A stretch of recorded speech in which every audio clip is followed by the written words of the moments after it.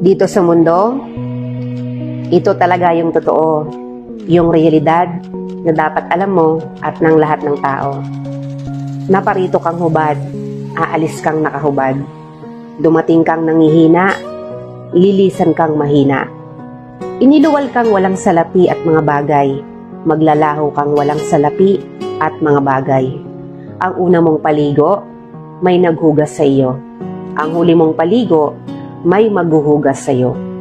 Ito ang buhay, kaya bakit labis ang mali siya, ang inggit, ang pagkamuhi, ang galit at pagkamakasarili.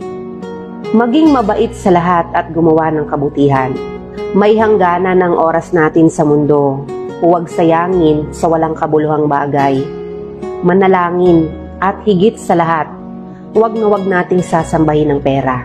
Dahil kahit anong dami ng pera mo o ng ari-arian mo, kapag binawi ng Diyos ang buhay mo, iiwan mo rin yan at hindi mo madadala sa iyong pupuntahan.